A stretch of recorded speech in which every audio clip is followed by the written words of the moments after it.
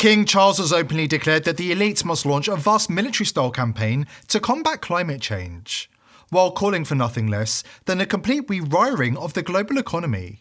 He has even suggested that traditional farming practices and the livelihoods of countless farmers should be sacrificed in the name of sustainability. But it doesn't stop there. Charles has a deeply troubling history of associating with questionable figures, including his well-documented relationships with Jimmy Savile and Lord Mountbatten, both of whom were later exposed as predatory paedophiles of the worst kind. And yet, Charles's supporters continue to bend over backwards to defend the indefensible. Now, the king has gone even further. He has declared the end of sovereignty as we know it, calling for the formation of a global government under the auspices of the World Economic Forum.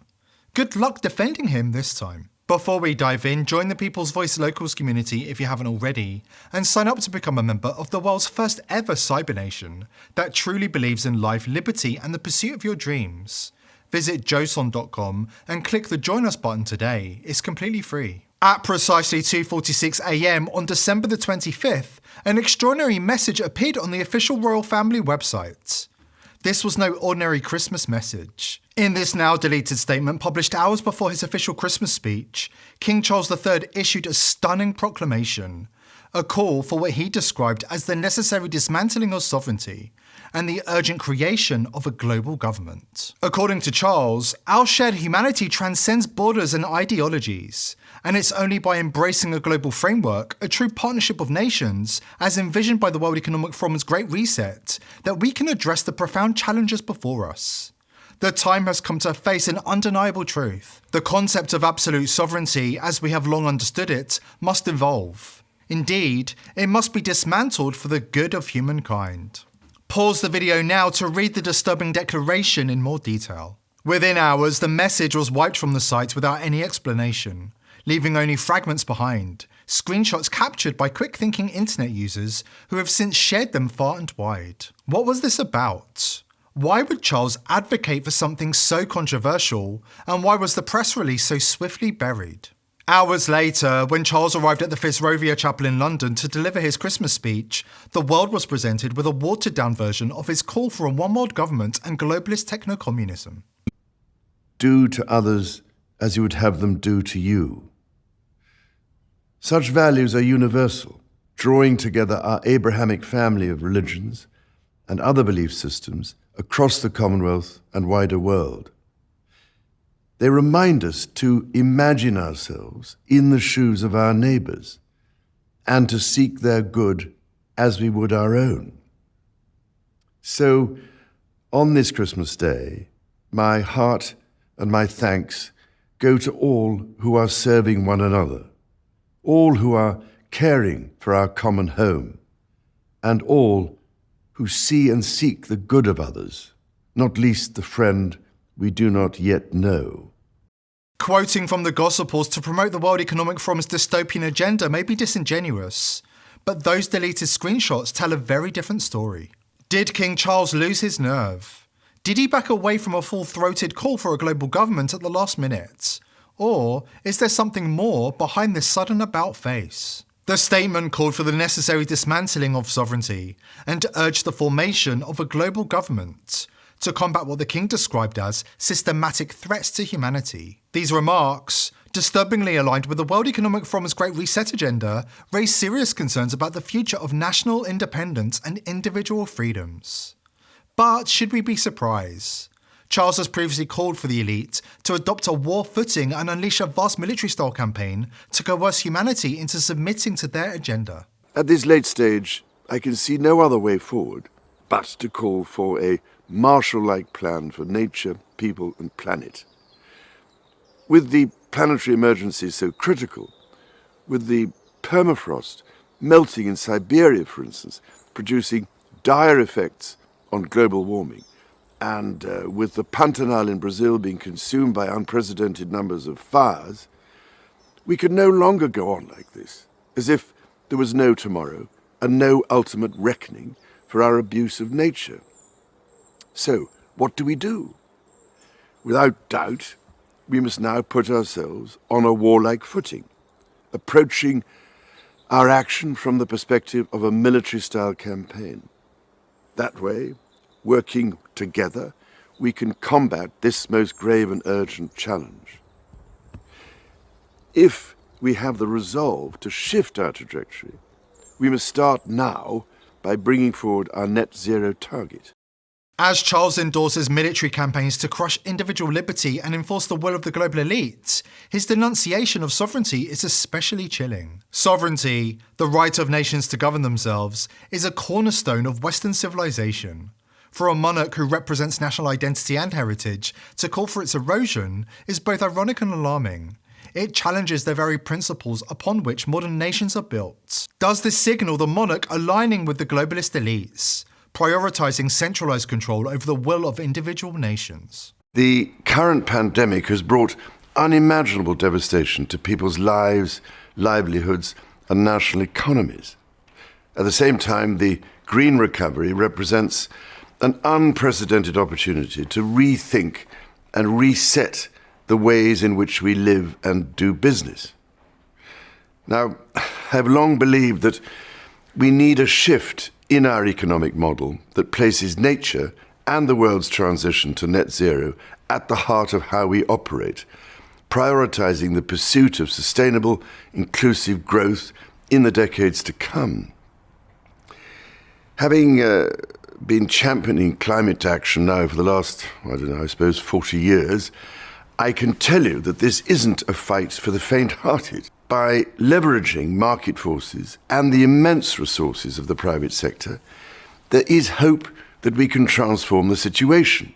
But I'm afraid we are literally at the last hour, and there is real urgency for action. We know now what we have to do to rescue the situation, rather than going on talking about it. According to Charles, the time for action has come. It's time for military-style campaigns, for sweeping measures that silence opposition. It's time to crush dissent and end the pretense of democracy in the West. It's time to abandon the values of freedom and accountability in favour of centralised control. No wonder Charles was the man to introduce the Great Reset to humanity, the WEF agenda that calls for a complete overhaul of economies and societies in line with the chilling goals of the globalist elite. We need nothing short of a paradigm shift, one that inspires action at revolutionary levels and pace. We simply cannot waste any more time. The only limit is our willingness to act.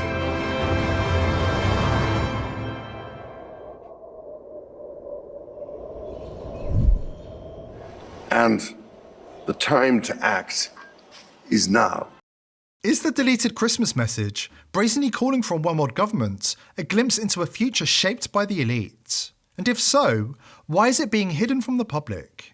Stay with us as we connect the dots and expose why Charles III, the King of England, is working overtime to destroy his own country and serve the agenda of the global elite. Here's a hint. He's got more than a few skeletons in his closet. The globalists are trying to make us all poorer and destroy what's left of the economy. The Biden regime is following all of the WEF diktats to the letter. They literally want you to own nothing and pretend to be happy. It's no joke. That's why I recently decided to put a lot of my own savings into precious metals, gold and silver. I don't trust the banks, I don't trust governments, and I don't trust big tech with my hard-earned money. Why? Because the handful of people that I do trust to give me financial advice, Max Kaiser, for instance, have all said that gold is the best insurance against inflation and the stock market. So I decided to partner up with our sponsor, Colonial Metals Group. They helped me set up a self-directed IRA, where I have access to all of my assets, no matter what restrictions the government impose on everybody else. Let the team of experts at CMG help you protect your family's future. And viewers of this channel are being given an exclusive offer. Click the link below this video or call the 800 number and you'll receive a safe and up to $7,500 in free silver. This offer is exclusive to viewers of The People's Voice. The number to call is 888-351-2043. That's 888-351-2043, or go to colonialmetalsgroup.com/TPV. Make no mistake, the global elite are rallying their forces, preparing to launch a major anti-democratic push to seize total power and silence the voices of the people. Major international globalists have begun singing from the same hymn sheet, with globalist bulldog Pope Francis joining King Charles this Christmas in demanding the urgent formation of a global government. In the United States, blatant efforts to undermine the Constitution are happening in plain sight, with treachery and sedition becoming synonymous with the actions of the Democratic Party. Mainstream outlet The Hill is calling for an insurrection, demanding that Congress misuse the 14th Amendment to block the duly elected president-elect from taking office in January. Echoing King Charles's call for a military-style campaign, Democratic Rep Jamie Raskin explains the deep state are prepared to create civil war conditions to destroy the voice of the people. What can be put into the Constitution can slip away from you very quickly. And the greatest example going on right now before our very eyes is Section 3 of the 14th Amendment, which they're just disappearing with a magic wand, as if it doesn't exist, even though it could not be clearer what it's stating. And so, they want to kick it to Congress, so it's going to be up to us on January 6, 2025, to tell the rampaging Trump mobs that he's disqualified. And then we need bodyguards for everybody and civil war conditions, all because the 9 justices, not all of them, but these justices who have not many cases to look at every year, not that much work to do, a huge staff, great protection, simply do not want to do their job. What do these globalist sellouts and internationalist radicals have in common? According to insiders, they're all compromised. And their crimes are so heinous they'll do whatever it takes, including burning the whole world down to keep that compromat buried, as Rep Tony Burchett warns. We're seeing a lot of the left's depravity allegedly connected to convicted sex offender Jeffrey Epstein. Now, you're also working to uncover his infamous client log from his private jet, a motion the Democrat Senator Dick Durbin is trying to block. Congressman, why do you think so many Democrats are committed to protecting the list of a dead pedophile? What possible national security implications could that have? What you see in so many times, my dear friend Marsha Blackburn, I thought she was snubbed. That's why I got involved with it. She can handle her own, but when the Democrat-controlled Senate did that, I went to Chairman Comer in the Republican-controlled House, and I said, we need to fix this. This is wrong. And too many of my colleagues, I'm afraid, are compromised in this area for whatever reason. Somebody just whispered in their ear, said, hey, you don't want something to come out on something else, you better keep your mouth shut on this. And that's exactly what they've done. And it continues to go, whether it's the honeypot that the Russians used to use or something worse. I don't know. But it's clearly, you see that up and down the line. You see good conservatives vote for liberal policies. And frankly, you see some liberals occasionally that will vote for something else. So obviously, the Congress has been compromised, and this continues on through the White House, through the Justice Department. The trash can is very deep. It's not a swamp. It's an open sewer. The halls of Congress are crawling with compromised politicians, just as the palaces of Britain are rotten to the core, filled with reprobates who wield their power and influence to undermine and destroy the very institutions they claim to represent.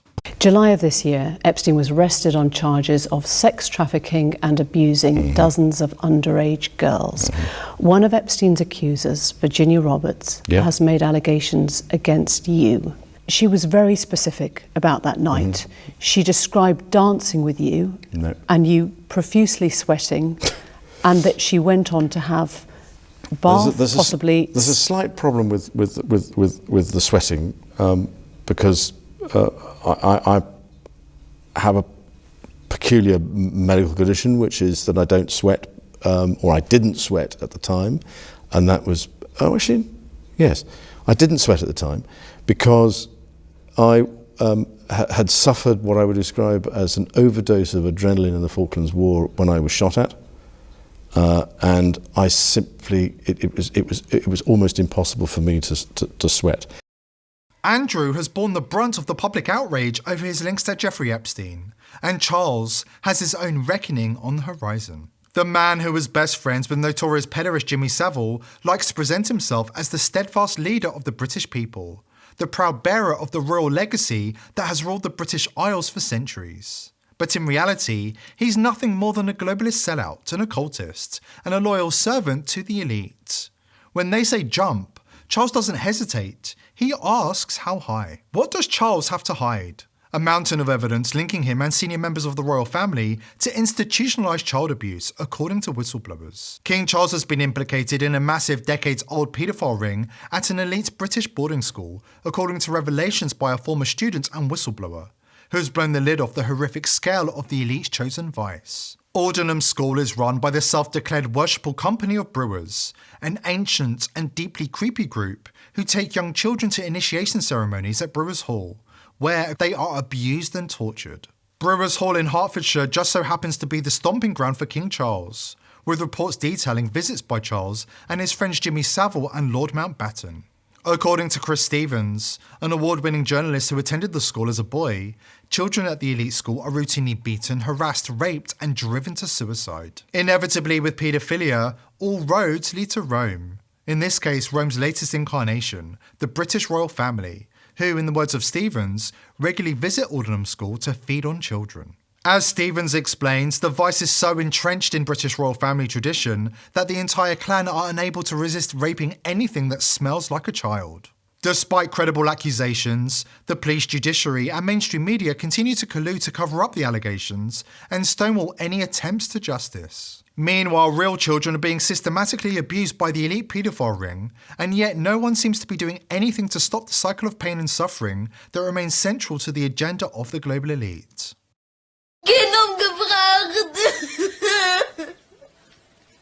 Schick's auf Distanz, schick's jetzt. Aber lebendes! Und die haben das doch aufgegessen! Und es war dann nur noch Haare und alle anderen Knochenteile übrig! Und Augen und Zähne! Igitt! Schick das jetzt auf Distanz, jetzt. Stopp. Hier. Berlin, die Praxis der Psychotherapeutin Dagmar Eckers. Das kleine Mädchen berichtet detailliert über Mord und Kannibalismus. Diese Taten liegen gerade ein Jahr zurück. Ihre Eltern haben der Aufnahme zugestimmt. Täter und Tatorte sind der Polizei bekannt. Einzelheiten sollen nicht veröffentlicht werden. Make no mistake, this is a worldwide globalist criminal enterprise designed to ensnare the young and vulnerable and destroy their souls before they join the elite ranks of the corrupt and debased. Every world leader and most entertainers and news broadcasters are compromised in this way, meaning they are all doing the bidding of their masters at the top of the pyramid. This bidding equates to corrupting all minds, sexualizing children, transhumanism, and extreme depopulation. For those who survive the planned cull, they'll be rewarded with global tyranny and slavery for the underclass. We know exactly what they have planned for us, because they can't stop gloating about it. We need your help dismantling a 9,000-year-old Satan-worshipping paedophile cult. This evil can't be allowed to continue hiding in plain sight. Here at The People's Voice, we're determined to continue exposing the elite, but we can't do it by ourselves. Subscribe to the channel and join the People's Voice Locals community. To support the channel, join our amazing team and gain access to exclusive and uncensored content. I hope to see you there. Today's video is brought to you by IPv6ers. Are you a content creator who wants to publish information online without Big Brother spying and censoring your every move? IPv6ers is set to revolutionize the way information is disseminated on the internet by eliminating the need for big tech companies to provide unreliable, overpriced services such as self-hosting, email, and data management. IPv6ers enables an easy and accessible way for you to host your own web and email server with direct end-to-end connections and enhanced security. This means no snooping from Big Brother and no interference from the technocratic elite. If Hillary Clinton can get away with running her own server, why shouldn't you? Go to thepeoplesvoice.tv/IPv6 to sign up, or click the link below this video to take back control of the internet and win the info wars against the globalists. If you like our content, help support our sponsor IPv6ers and go to thepeoplesvoice.tv/IPv6 today. Thank you IPv6ers for making this video possible.